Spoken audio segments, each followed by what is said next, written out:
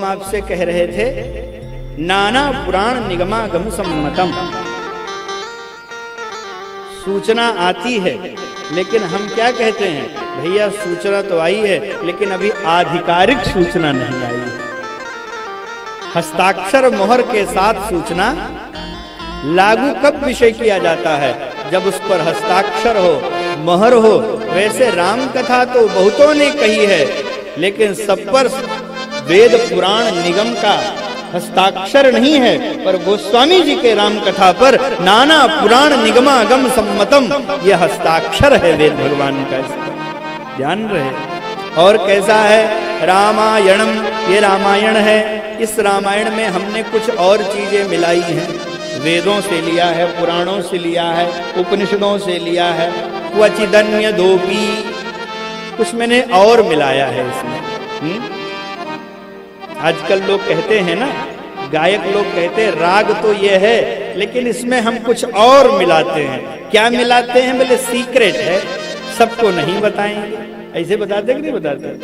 कोई बहुत प्रचलित दुकानदार हो जाए तो लोग उससे पूछते हैं भैया क्या कौन सा मसाला मिलाते हो, बोले क्वचिदन्य दोपी, कुछ सीक्रेट मसाला है, हम सबको नहीं बताएंगे, कुछ स्पेशल मिलाते हैं इसमें।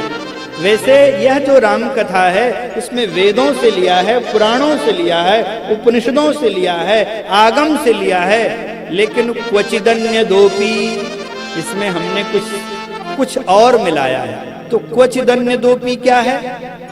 क्वचिदन्य दोपी में बहुत कुछ आता है, जैसे स्वप्न में कुछ अनुभूति हो गई हमको, वह भी मैंने इसमें लिखा है। कुछ मेरे अनुभव हैं, वह भी मैंने इसमें लिखा है। और कुछ ध्यान में बात समझ में आ गई, वह भी मैंने लिख दिया है। यह सब मैंने इसमें वर्णित किया है। क्वचिदन्य दोपी, इसमें मैंने विशेष बातें मिलाई है। श्रोताओं, क्वचिदन्य दोपी की बहुत व्याख्या हो सकती है। गोस्वामी जी श्री राम कथा में बड़े रसों का परिपाक किया है उन्होंने। रामायणे निगदितम क्वचिदन्य दोपी, बहुत कुछ उसमें उन्होंने अपना अनुभव, अपने भाव। अच्छा एक बात बताइए, गाड़ी चलाना सीखना हो या कोई व्यक्ति गाड़ी चलाना जब सीखता है तो पहले वह कुछ दिन थ्योरी पढ़ता है, नियम बताए जाते हैं, फिर प्रैक्टिकल सिखाया जाता है। लेकिन परफेक्ट कब होता है वह? जब उसका अपना अनुभव काम करने लगता है। मुझे गाड़ी चलाने के जो थ्योरी के नियम है खूब पता है, प्रैक्टिकल भी कर लेता हूं, लेकिन अनुभव नहीं है, इतने में ही हमारी गाड़ी मुड़ जाएगी, ये हमें अनुभव नहीं है। हमें पता है कि मुड़ तो जाएगी, पर कितने में मुड़ जाएगी ये चलाते चलाते अनुभव आता है। वैसे रामायण में हमने बहुत सी ज्ञान विज्ञान की बातें, प्रैक्टिकल थ्योरी की बातें लिखी हैं। क्वचिदन्य दोपी यानी अपने अनुभव का भी परिपाक किया है, हमने अपना अनुभव भी इसमें सम्मिलित किया है। तो किसी ने कहा ये सब क्यों कर रहे हो आप? आपको राम कथा लिखने की क्या आवश्यकता है? क्या राम कथा लिखी नहीं गई है? नहीं, लिखी गई है। तो आपको लिखने की क्या आवश्यकता है? आप क्यों राम कथा लिखना चाहते हैं? आइए विराजिए। आप क्यों राम कथा लिखना चाहते हैं? तो गोस्वामी जी ने कहा स्वांत सुखाय। क्या बढ़िया शब्द दे रहे हैं। श्री राम कथा मैं अपने सुख के लिए लिखना चाहता हूं। जैसे कोई जब भाट, कोई मनोरंजक व्यक्ति मनोरंजन जब प्रस्तुत करता है तो उसको देख करके लोग प्रसन्न होते हैं। जब राजा की प्रशंसा होती है तो राजा अपनी प्रशंसा सुन करके सूत मागध बंदी जनों के द्वारा जब उसकी प्रशंसा की जाती है तो राजा सुख का अनुभव करता है। जो सुख राजा को अपनी प्रशंसा सुनने में होती है वही सुख मुझे भगवान की कथा कहने में हो रही है। मैं और किसी कारण से यह कथा नहीं लिख रहा हूं। स्वांत सुखाय, मैं अपने अंतःकरण के सुख के लिए, गोस्वामी जी कह रहे हैं, मैं शपथ पूर्वक कह सकता हूं, मैं इस कथा का लेखन किसी यश को प्राप्त करने के लिए नहीं, किसी सिद्धि को प्राप्त करने के लिए नहीं, किसी उपहार या पुरस्कार को प्राप्त करने के लिए नहीं, किसी को प्रभावित करने के लिए नहीं, पांडित्य प्रदर्शन करने के लिए नहीं, वैदुष्य का निदर्शन करने के लिए नहीं। स्वांत सुखाय तुलसी रघुनाथ गाथा, मैं अपने अंतःकरण को सुख देने के लिए। गोस्वामी जी आगे कहेंगे, निज गिरा पावन करन कारण राम जस तुलसी कहो, मैं अपनी वाणी को पावन करने के लिए। एक बहुत बड़े कथावाचक हैं भारत में, एक बार उनसे एक पत्रकार ने बड़ा सुंदर प्रश्न किया कि महाराज इतनी कथाएं हो रही हैं लेकिन लोग सुधर नहीं रहे हैं। तो उन्होंने एक लाइन में उत्तर दिया, पत्रकार महोदय, मैं किसी को सुधारने के लिए कथा नहीं कहता हूं। बोले तब? बोले मैं खुद न बिगड़ जाऊं इसलिए कथा कहता हूं। तुम गलत प्रश्न कर रहे हो, हमारा ये उद्देश्य ही नहीं है। तो गोस्वामी जी कह रहे, हमको किसी को प्रभावित करने के लिए कथा नहीं कहनी है। निज गिरा पावनी करण कारण, हमारे अंतःकरण को सुख हो और हमको मेरी वाणी धन्य हो जाए, ये तदर्थ हम राम कथा का प्रतिपादन कर रहे हैं। स्वांत सुखाय। अब स्वांत सुखाय की व्याख्या क्या है? स्व अंतः सुखाय, किसी को स्वांत सुखाय कहेंगे, अपने स्व के अंतःकरण को सुख देने के लिए, अपने स्व के। तो हमने कल भी कहा था, स्व स्व में अंतर होता है। सामान्य लोगों के स्व उनके बेटा बहू होते हैं, उनका बेटा अपना स्वजन। सामान्य लोगों के स्व कौन होते हैं? उनके परिवारी जन। पर संतों के स्व कौन होते हैं? उनके अपने कौन होते हैं? उनके अपने तो राम जी होते हैं। संतों के स्व कौन है? नाता एक राम जी से दूजा नाता तोड़ दे। हमारा तो कोई नातेदार है ही नहीं है, हमारा अगर कोई स्वजन है। शंकर जी का जब विवाह होने लगा तो गणों ने कहा, भूत भावन महादेव, कार्ड छप जाए और नातेदारों को बुला लिया जाए। तो शंकर जी ने कहा, कार्ड की आवश्यकता नहीं है। बोले क्यों? बोले कोई नातेदार है ये नहीं, कार्ड किसको दें? एक ही नातेदार हैं, वे प्रार्थना पर चले आएंगे।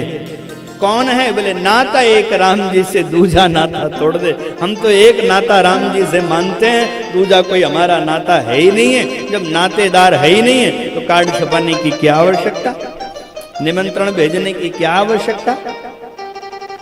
तो कहने का अभिप्राय यह है, स्वांत सुखाय का सामान्य अर्थ है अपने अंतःकरण को सुख देने के लिए, और स्वांत सुखाय का विशिष्ट अर्थ है कि अपने स्व के अंतःकरण को सुख देने के लिए। तो उनके स्व हैं भगवान। जिस प्रकार से राजा को अपनी प्रशंसा अच्छी लगती है, उसी प्रकार से हम भगवान की कथा भगवान को सुना रहे हैं। किसको सुना रहे हैं? भगवान की कथा भगवान को ही सुना रहे हैं। जिस प्रकार से गंगा जी का जल लेकर के गंगा में ही गंगा को चढ़ा देते हैं, सत्यता देखा जाए तो कथा भी भगवान की है, लेखक भी भगवान हैं, वक्ता भी भगवान हैं, श्रोता भी भगवान है। भागवत के परिप्रेक्ष्य में तो यही है, कथा भगवान की, लेखक कौन है? व्यास जी। व्यास जी कौन है? ज्ञानावतार हैं भगवान के। कथावाचक कौन है? सुखदेव जी। सुखदेव जी कौन है? तत्रा भवत भगवान व्यास पुत्र, साक्षात भगवान ही सुखदेव हैं। और श्रोता कौन है? परीक्षित हैं। परीक्षित भी साक्षात भगवान हैं, क्योंकि उत्तरा के गर्भ में ब्रह्मास्त्र चला दिया गया था, गर्भ जल करके भस्म हो गया था। भगवान उत्तरा के गर्भ में प्रवेश करे उससे पहले सब जल के भस्म हो गया था। तो भगवान ने सोचा उत्तरा का गर्भ शरण हो गया है, जल गया है, उत्तरा की शरणागति विफल हो जाएगी, तो अपना एक अंश निकाल करके उत्तरा के गर्भ में रख दिया। वही बाद में परीक्षित हुए। तो कथा भी भगवान की, चरित्र भी भगवान का, लेखक भी भगवान, वाचक भी भगवान और श्रोता भी। अब प्रस्तुत प्रसंग में ले लीजिए, चरित्र भगवान का है, राम चरित्र है, यह बात तो सत्य है। वक्ता भी भगवान ही है।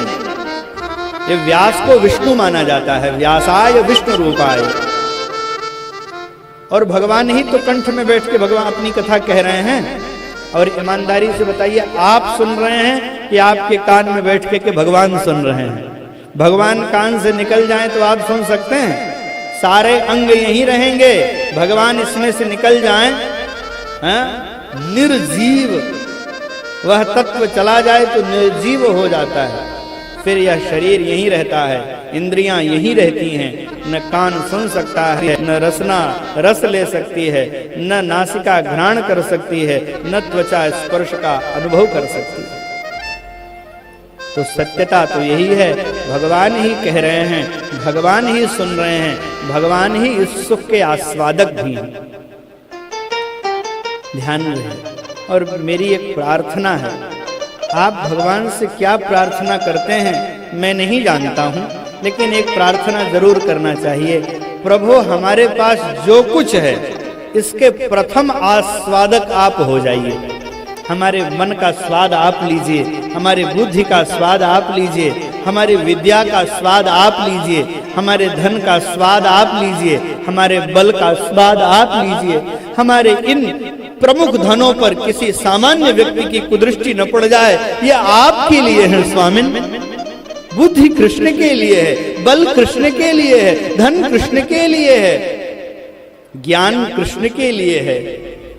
इस योग्यता का, इस बल का, देखो बहुत से कवि होते हैं, बहुत से लेखक होते हैं, पर अपने बुद्धि और बल का विवेक किसी की चाटुकारिता करने में करते हैं। पर कुछ लोग किसी की चाटुकारिता करने में अपने बुद्धि वैदुष्य का प्रयोग न करके भगवान को प्रसन्न करने के लिए भगवान की आराधना में अपने बुद्धि बल का प्रयोग करते हैं, है कि नहीं? बहुत से लोग हैं जो किसी मंत्री की प्रशंसा में अपनी योग्यता का विनियोग करते हैं, किसी प्रतिष्ठित व्यक्ति की प्रशंसा में अपने शक्ति भक्ति का उपनिवेश करते हैं। पर कुछ लोग अपने योग्यता का, अपने बल का, यहाँ एक सुनाम धन्य श्री उमेश सिंह जी बैठे हैं जो अपनी योग्यता का विनियोग राम में करते हैं। आपने बड़ा सुंदर ग्रंथ लिखा है, अहो अयोध्या, क्या बढ़िया विनियोग है। ऐसा ही होना चाहिए। किसी की चाटुकारिता, किसी की कोरी प्रशंसा, किसी को प्रभावित करने में अपनी योग्यता का विनियोग नहीं करना चाहिए। तो आप भगवान से क्या प्रार्थना करेंगे? हमारे बुद्धि बल का विनियोग आप में हो। क्या कहेंगे? हे प्रभु, हमारे पास जो कुछ भी है उसका प्रथम स्वाद कौन ले? यही कहना भगवान से। तेरे चरण